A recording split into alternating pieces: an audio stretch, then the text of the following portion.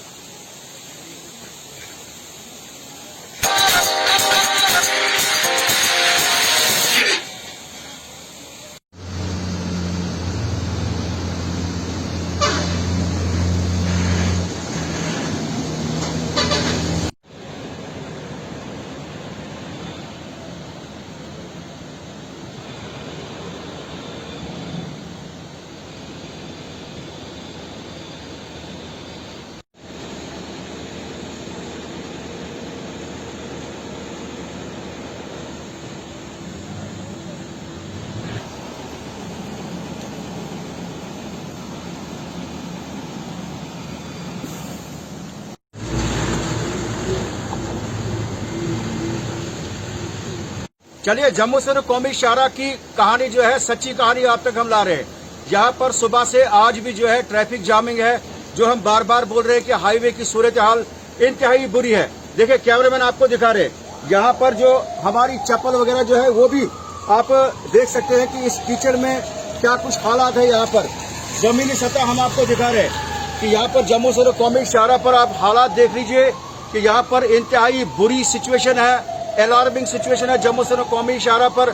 और जहां पर यह भी माना जा रहा है, देखिए, जो दो कंट्रीज के बीच में जो तनाव है चाइना और भारत के दरमियान, लेकिन उसमें रोड को जो है यहाँ पर साफ रखना जो है वो इंतहाई वक्त की जरूरत है। लेकिन आप हालात देख लीजिए जम्मू सरहद कौमी शाहराह की, यहाँ पर वगन के इलाके में जगह जगह पे ये सूरत हाल है।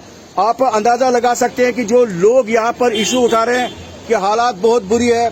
और उसके साथ में अगर आप देखें तो यहाँ पर ट्रैफिक हुकाम भी बेबस है, क्योंकि ट्रैफिक हुकाम का काम यहाँ पे ट्रैफिक को रेगुलेट करना है। वर्किंग एजेंसीज कहीं न कहीं यहाँ पे गफलत की नींद में है। और इस हवाले से जो जम्मू सरहद कौमी शाहराह पर हादसा होते हैं, आप स्लिपरी रोड जो बार बार हम दिखा रहे हैं, स्लिपरी रोड का आप जायजा यहाँ पर देख सकते हैं कि यहाँ पर आदमी पैदल नहीं चल सकता है। और ये सूरत हाल है आम लोगों को, राहगीरों को और रास्ते चलते जो है लोगों को काफी ज्यादा दिक्कतें हैं।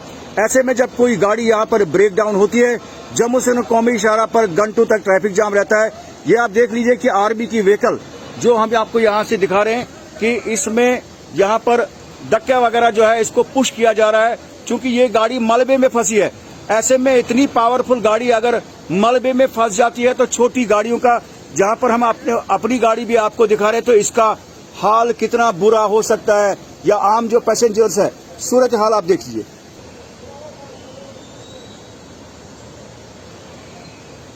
गाड़ी के बीच में तो दिखाना मेरे पे है, हादसे हो रहे हैं, सरफेस इतनी बुरी है, आपने खुद देखा जायजा, आपकी गाड़ी भी फंसी थी। देखें, वहीद साहब, मैं सबसे पहले आपको और आपके इस चैनल को मुबारकबाद पेश करता हूं कि जो आप हर जगह ऐसी जहां पे तकलीफें हैं वहां पे आप पहुंचते हैं और लोगों की मुश्किलात को उजागर करते हैं। आपने बिल्कुल सही मौजू पे ये बात आज छेड़ी है। जैसा कि आप भी जानते हैं कि रामबन बल्कि नाशरी से लेके बानिहाल तक का जो नेशनल हाईवे का ये स्ट्रिप है, ये मौत का ये बहुत बड़ी मौत की एक खाई बन चुकी है। अक्सर हम सुनते हैं हर रोज कोई ना कोई दिलदोज हादसा पेश आता है और कीमती जानें तलक होती हैं। मैं ये समझता हूं कि जो ये नेशनल हाईवे की जो ये वाइडनिंग जो हो रही है, अगर हम इसके बेसिक्स को देखें तो मुझे ये लगता है कि इसका जो सर्वे ही जो किया गया है वो गैर मुनासिब है। वो यहाँ की टोपोग्राफी को, यहाँ के एक इकोसिस्टम को नजर में रख के शायद उसमें नॉन एप्लीकेशन ऑफ माइंड हुआ है। अगर ये प्रॉपर तरीके से आपने देखा कि वैसे ही पूरा ये बानिहाल से लेकर रामबन तक का बड़ा लूज ये स्ट्रिप है, लूज एरिया है और अक्सर यहाँ पे ये थोड़ी सी बारिश होने से भी ये खुल जाता है और पसियां और लैंडस्लाइड्स आती है, स्टोन पेल्टिंग होता है, ये स्लाइडिंग होती है। इसका सबसे बड़ी जिम्मेदारी अगर किसी को थी वो यहाँ की national highway authority of India को थी, यहाँ के R&B डिपार्टमेंट की थी और यहाँ की एडमिनिस्ट्रेशन की थी। लेकिन मुझे कहीं ना कहीं ये महसूस हो रहा है कि इन डिपार्टमेंट्स की कोऑर्डिनेशन की कमी की वजह से और लैक ऑफ इंटरेस्ट की वजह से और नॉन एप्लीकेशन ऑफ माइंड की वजह से हजारों लाखों लोग इस सड़क पे मुसीबत का शिकार होते हैं। सैकड़ों लोगों की जानें तलक होती है और आप नतीजा देख रहे हैं। यहाँ अगर किसी को 10 किलोमीटर बीमार को जाना हो, घंटों उसको 10 किलोमीटर का सफर तय करने में दरपेश आता है और नतीजा ये निकलता है कि एक मरीज जिसको अशद इमीडिएट मेडिकल फैसिलिटी की जरूरत है, वो बजाय मिनटों के उसको घंटों लगते हैं अस्पताल तक पहुंचने में। तो मैं ये समझता हूं एडमिनिस्ट्रेशन को इसका नोटिस लेना चाहिए, national highway authority of India को देखना चाहिए और उन जगहों पे जहां पे ज्योग्राफिकली जो लैंड इरोजन का मामला है उस वहां पे कोई अल्टरनेट, कोई मीडियम ढूंढ के उसको सही करने की जरूरत है। सर, मेरा एक सवाल रहेगा, आपने कहा कि लैंड इरोजन बानिहाल से रामबन तक है, उसमें वायलेशन जो है बिल्कुल हो रही है। जो फिशरीज का महकमा है, फॉरेस्ट का महकमा है, उस पर ज्यादा जो है हम नहीं जाएंगे, उसकी भी वायलेशन हो रही है। वायलेशन होने के बावजूद भी जहां पर वर्किंग एजेंसी को ये कहा गया था कि आपको एग्जिस्टिंग हाईवे जो है उसकी सरफेस बेहतर बनानी है, आपको ट्रैफिक भी रेगुलेट करना है और उसके साथ में जिस सेक्टर में आप काम करेंगे, लोकल लोगों को आप डैम्पिंग के लिए जमीन हासिल कीजिए, वहां पर आपको मलबा डैम्प कीजिए, ना कहीं पे डैम्पिंग यार्ड। फॉरेस्ट की वायलेशन, फिशरीज डिपार्टमेंट बिल्कुल बेबस है और ऐसे में सरफेस भी खराब है। आप क्या कहेंगे? और अगर दूसरी बात करें तो हिंदुस्तान कंस्ट्रक्शन कंपनी ने पहले एक कंपनी को लाया, पैसे का नेक्सस इसके अंदर देखा गया, जो हमने खबरें कुछ चलाई, उसके बाद आशापुरा रोड लाइन आ गई, वो यहाँ से अपनी मलाई उठाकर ले गए। आज दूसरी एक कंपनी यहाँ पर CCTL करके है, तो लेकिन हाईवे की हालात जो है मेंटेनेंस करने में 6 साल से ये पूरी तरह से नाकाम है। देखें सर, बड़ी इंपॉर्टेंट बात है जो आपने कहा कि जितना भी ये रॉक का जो मटेरियल है, जो वेस्ट मटेरियल है, ये अक्सर आप देखते हो सड़कों पे पड़ा रहता है या दरियाओं में चला जाता है। शायद हम लोगों को इस बात का एहसास नहीं है कि ये जितना भी वाटर बॉडीज पोल्यूट होती हैं, हम देहात में रहने वाले लोग हैं और देहाती लोग अपना पानी पीना, अपने कपड़ों का धोना, हमारा जो माल मवेशी, हमारे जानवर या उसके बाद जितने भी वाटर बॉडीज हैं जो पानी के ऊपर जिंदा रहती हैं, उन सबको खतरा लाहक हो चुका है। और यहाँ अक्सर देखा गया है कि वायलेशन है, इसमें कोई शक नहीं। प्रॉपर डंपिंग यार्ड्स होने चाहिए। मैं तो ये कहूंगा, मैं यहाँ की डिस्ट्रिक्ट एडमिनिस्ट्रेशन से गुजारिश करना चाहता हूँ आपके माध्यम से कि वो जितनी भी एनवायरमेंट ये पोल्यूशन हो रहा है, जितनी हमारी वाटर बॉडीज पोल्यूशन हो रही है, ठीक है सड़क तो बन जाएगी, लेकिन जो वाटर बॉडीज का पोल्यूशन, जो आपका डिफॉरेस्टेशन जो हो रहा है, उससे जो खतरात, जो उसके कॉन्सिक्वेंसेज होंगे, शायद वो आज इमीडिएटली आपको नजर ना आए, लेकिन आने वाले सालों में उसके बड़े बड़े खतरनाक नताइज होंगे। वाटर बॉडीज को बचाने की जरूरत है, पोल्यूशन को कम करने की जरूरत है, और जितना भी ये वेस्ट मटेरियल निकलता है दरियाओं में चला जाता है, वो बहुत खतरनाक बात है। मैं देख रहा हूँ चिनाब दरिया में अक्सर वहाँ दिन को हजारों गाड़ियां मलबा जो है वो चिनाब में चला जाता है, उससे बहुत वाटर बॉडीज का पोल्यूशन होता है। मैं आपके माध्यम से जहां एडमिनिस्ट्रेशन को, जहां national highway authority of India को ये पुरजोर गुजारिश करता हूं कि वो इस वायलेशन की तरफ देखें। वहीं मैं नेशनल ग्रीन ट्रिब्यूनल से भी दरखास्त करूंगा, ये उनका काम है। नेशनल ग्रीन ट्रिब्यूनल का ये उनका फंडामेंटल उनका ऑब्जेक्टिव है कि किसी भी तरह का पोल्यूशन, वो चाहे एयर, वो चाहे फॉरेस्ट से रिलेटेड जो वायलेशन हो, वो चाहे वाटर बॉडीज का पोल्यूशन हो या एनवायरमेंटल पोल्यूशन हो, उसका नोटिस लेना। लेकिन हमें ये नजर आ रहा है कि नेशनल ग्रीन ट्रिब्यूनल जो है वो कहीं ना कहीं गफलत की नींद सोया हुआ है।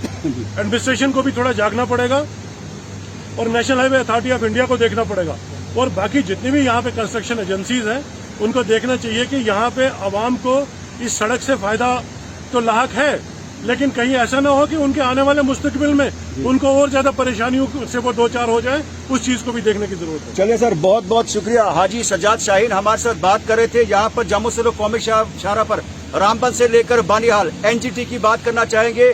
गहरी नींद में है, यानी नेशनल ग्रीन ट्रिब्यूनल पूरी तरह से गहरी नींद में है। अगर कभी कभार उनकी विजिट भी होती है, लेकिन कोई इफेक्टिवनेस जो है रामबन बानिहाल सेक्टर में उनका आउटपुट देखने को नहीं मिला। फिशरीज महकमा बिल्कुल बेबस, एक लाचार डिपार्टमेंट की तरह यहाँ पर जो है हाथ पर हाथ धरे बैठे हैं। यानी थोड़ी सी कहीं पे पेपर वर्क अगर वो ऑफिस टू ऑफिस करते हैं, लेकिन उसका कोई इम्पैक्ट जमीनी सतह पे नहीं है। यहाँ पर फिशरीज डिपार्टमेंट की भी पूरी तरह से धज्जियां उड़ाई जा रही है। इतनी वायलेशन, महकमा फॉरेस्ट्री और सोशल फॉरेस्ट्री का जो अहाता आता है वहां पर भी जो है पूरी तरह से वायलेशन की जा रही है। यानी गर्ज ये कि एक नेशनल प्रोजेक्ट को पाई तकमील तक पहुंचाने के लिए आप कई डिपार्टमेंटों को रौंद कर चलने के बावजूद भी आपकी रामबन बानिहाल सरफेस जो है वो इंतहाई बुरी है। और यहाँ पर कई लोगों का ये मानना है कि अप्रोच की बुनियाद पर अगर इस तरह की वायलेशन होगी तो मुस्तकबिल में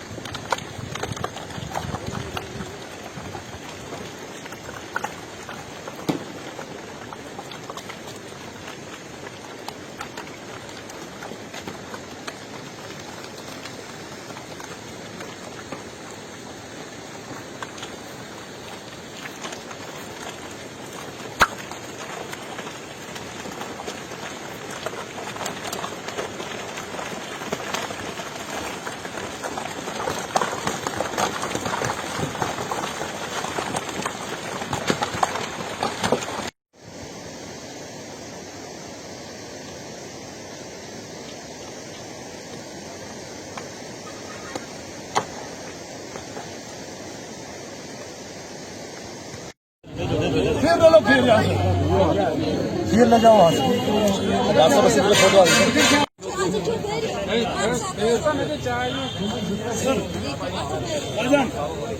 ना, आपको मेरी कसम है ना, नहीं आ सकता फिर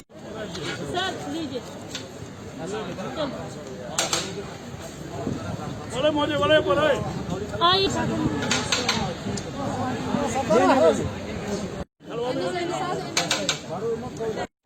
रामबन बानिहाल सेक्टर में जो तरक्याती काम रोड के हवाले से हो रहा है, उसमें एक नौजवान की मौत हो गई थी कुछ रोज पहले। उस दिन बारिश थी, उसकी याद में आज भारतीय जनता पार्टी के लीडर मोहम्मद सलीम भट्ट ने आज उनकी याद में जो है एक यहाँ पर ताज़ियती इजलास भी बुलाया, और उसके साथ में उनके लिए जो है यहाँ पर फातह खानी और कुछ यहाँ पे बिरयानी और यहाँ पे जो खीर और इसके बाद हलवा वगैरह जो है उसका एहतमाम किया, जहाँ पर सैकड़ों लोग आज यहाँ पर आगे जो हम म्यूनिसिपल पार्क में आपको यहाँ पर दिखा रहे हैं। मोहम्मद सलीम भट्ट से बात करने की कोशिश करेंगे, आप हमारे साथ रहिए। डेट में जो ये आपने यहाँ पे फंक्शन वगैरह किया है, इसका बुनियादी मकसद क्या है?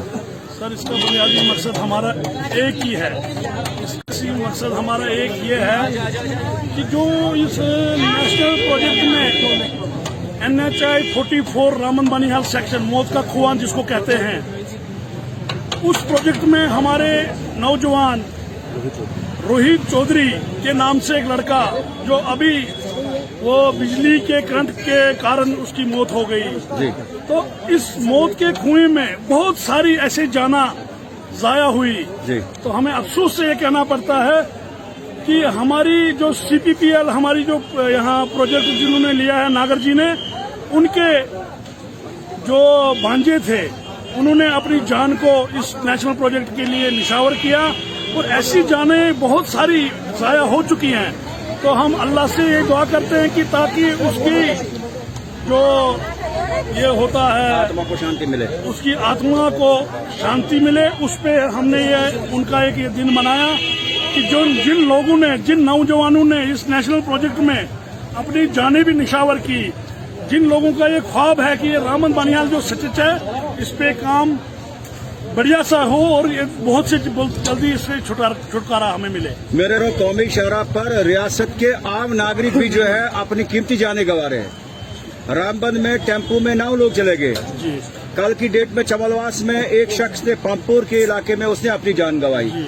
मुर्गू से बड़ी गाड़ी जो है वो नीचे चली गई। मकड़कोट के 2 नौजवानों ने जान गंवाई। वर्किंग एजेंसीज रोड की सरफेस को मेंटेन नहीं करते हैं पिछले 5 साल से।